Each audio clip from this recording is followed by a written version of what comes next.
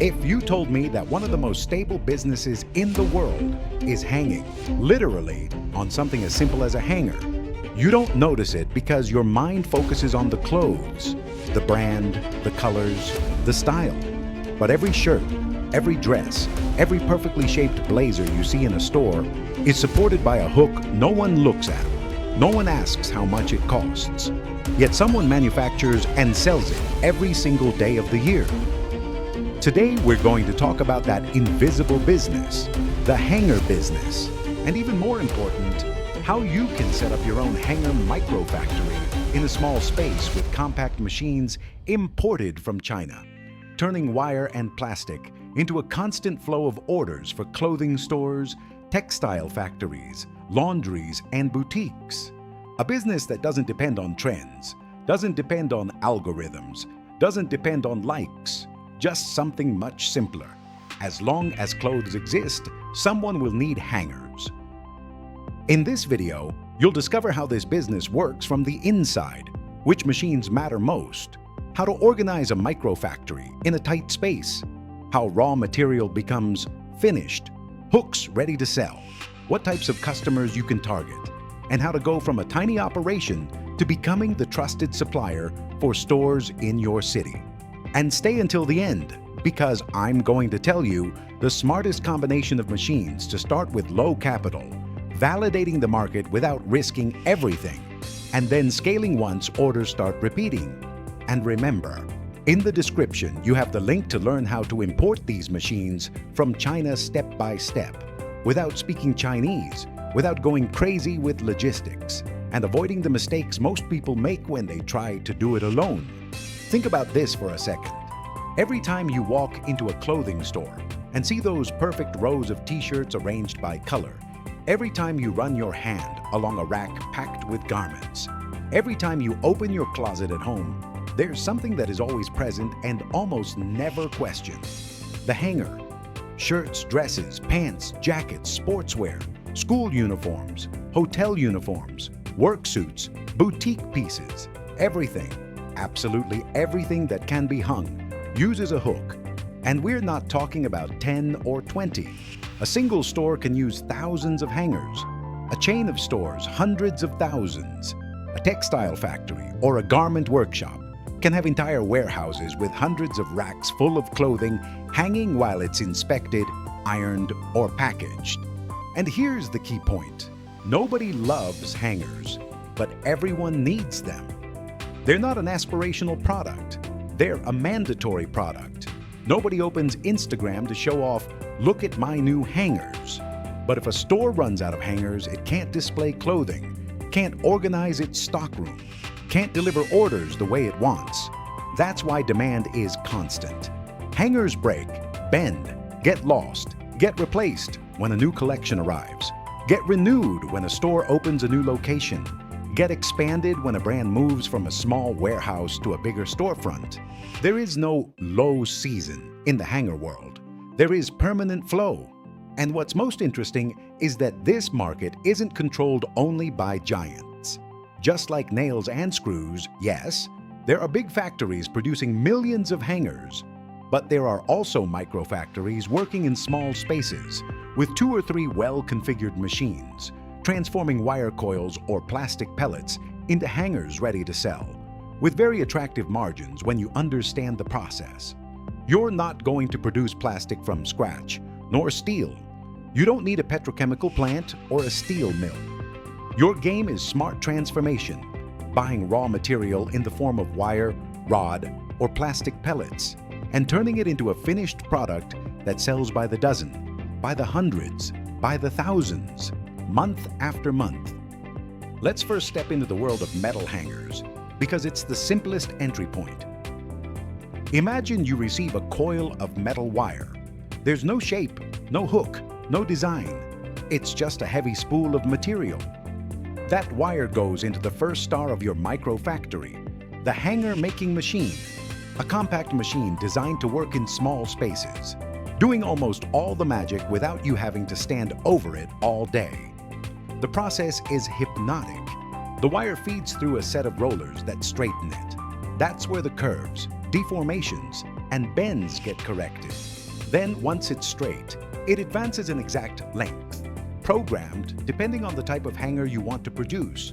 When it reaches the precise point, a set of mechanical arms, guides, and molds activates in a perfectly timed choreography. One bend forms the top hook, another defines the shoulders, another closes the base. In seconds, that anonymous piece of wire becomes the silhouette you know by heart, a hook ready to hold clothing. At the end, a cutting system separates the hanger from the rest of the coil and drops it into a tray or places it neatly onto a rack. While you're watching one hanger fall, the machine is already forming the next one, and the next, and the next. It doesn't get tired. It doesn't get distracted. It doesn't get bored. If the raw material is there, the machine works. And from a business perspective, that's exactly what you want. A stable, repeatable, predictable process. That's the essence of the business.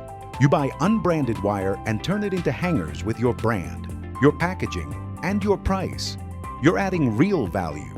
You're doing what very few entrepreneurs dare to do, leaving the buy and resell game and entering the transform and produce game. Now, if you want to level up, you can step into plastic hangers. Here the process is a bit different, but the business logic is the same. Instead of wire, you work with plastic pellets. Those pellets are melted in an extruder or an injection molding machine, pushed through molds that define the exact shape of the hanger, and come out ready, with the thickness, design, and details you choose. Thicker hangers for heavy coats, thinner hangers for fast fashion collections, hangers with notches for dresses, kids hangers in bright colors. Plastic opens the customization game and lets you compete not only on price, but on design. But let's come back to something crucial if you're imagining your factory: space. Contrary to what most people think, you don't need a massive industrial warehouse to start. You can begin in a 20 to 30 square meter workshop organized by flow. Picture it. In one corner, wire coils or pellet boxes stacked, clean, labeled. Next to that, the metal hanger machine, with free space to feed the coil, and for the finished hangers to drop without issues. A bit further, a finishing zone. It could be a plastic coating system, a painting area, or simply a table where quality is checked, small details are corrected, and hangers are organized. You have a packing table where hangers are grouped into sets of 10, 20, or 50 units, tied, labeled with your brand, and placed into boxes. And at the end, shelves where you store those boxes ready to go to stores, laundries, or clothing factories. It's not an industrial monster. It's a workshop that, well organized, can produce hundreds or thousands of hangers per day with a cost structure you control. At this point, I want to make a quick pause. If what I'm telling you is sparking ideas, if you like the vision of building a business with real machines, real processes, and products that are always consumed, subscribe to the channel right now and turn on the bell. Here we talk about businesses built with steel, plastic, numbers, and strategy, not smoke and hype. And remember, in the description, you have the link to learn how to import these machines from China with a method, step by step, so you don't get lost along the way or waste money because of missing information. Let's continue. Let's talk about something many people overlook: the type of customer you're going to sell to. If you sold hangers one by one to people on the street, this business wouldn't make sense. But that's not the game. Your customer isn't the person buying one hanger for their home. Your customer is the business that needs hundreds or thousands of hangers as part of its daily operation. Think about neighborhood clothing stores, boutiques in shopping malls, fast fashion chains, thrift stores, outlets, designer showrooms, big box retailers, supermarkets with textile sections. Every new collection that comes in needs hangers. When they switch a winter display to summer, they need them again. When they open a new branch, they order a big batch. Now think about the other side of the chain: clothing factories, garment workshops, contract manufacturers. In quality control, ironing and packaging processes, thousands of garments get hung before being shipped to end customers. All of that is supported by hangers at laundries, dry cleaners, hotels, dress rental companies, TV productions, theaters, event companies. They all need hangers constantly. Some are metal for fast handling, others are plastic for display, others are sturdier for suits and jackets. Your job as an entrepreneur is to understand something very simple. These businesses don't want to think about hangers. They want a reliable supplier who always delivers on time with the minimum quality they need at a price they can sustain. They don't want surprises. They don't want to run out of stock because a supplier disappears. They don't want products that break easily and create complaints. And that's your opportunity. You don't just sell hangers, you sell supply peace of mind. You sell the certainty that when they call you, you'll respond with stock, clear timelines, and a consistent product. Let's go back to the machine for a moment, because that's where a lot of your margin is defined. An automatic hanger-making machine can produce an impressive number of units per hour, depending on the model and the material. Each unit has a cost, a bit of raw material, a bit of energy, a bit of labor, a percentage for maintenance, a percentage for rent, a percentage for taxes. When you do the numbers properly, you can know exactly how much it costs you to produce one hanger and what price you need to sell at for the business to make sense. The key is understanding you won't live off selling single hangers. You'll live off selling boxes, batches, agreements. You'll invoice by the hundreds and thousands. Imagine you agree with a store that every month it buys 1,000 metal hangers for replenishment and new collections. That store won't argue about each unit. It negotiates by batch. Imagine a garment workshop orders 5,000 plastic hangers to hang garments before shipping. Imagine a hotel renovating its supplies, decides to replace all the hangers in its closets, and buys several hundred premium wood or plastic hangers from you. Now imagine it's not one customer, not two, but 20, 30, 50 businesses across your city and region. As long as you produce and deliver, the flow doesn't stop. Another powerful advantage in this business is your ability to specialize. You don't need to manufacture every type of hanger that exists. You can start with one or two models that have high turnover in your market. Metal hangers for laundries and dry cleaners, standard plastic hangers for stores, kids hangers for a specific chain. You master those SKUs, calibrate the machine, control defects, optimize raw material consumption, master packaging, understand what presentation your customer prefers. And only when those lines are running with stability do you consider adding new models. Over time, you can add a plastic coating station for your metal hangers. The same simple hanger can become a coated hanger that doesn't rust, doesn't stain clothes, and feels more premium. You can work with colors, white hangers for bridal wear, black hangers for elegant collections, colorful hangers for kids' clothing. Beyond that, you can offer brand customization, hangers with the store's logo, engraved or printed. Technically, it's an extra step. Commercially, it's a whole new level of retention.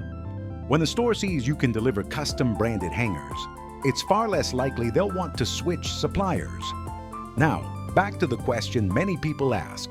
Okay, this all sounds good, but how do I start if I don't have a big budget?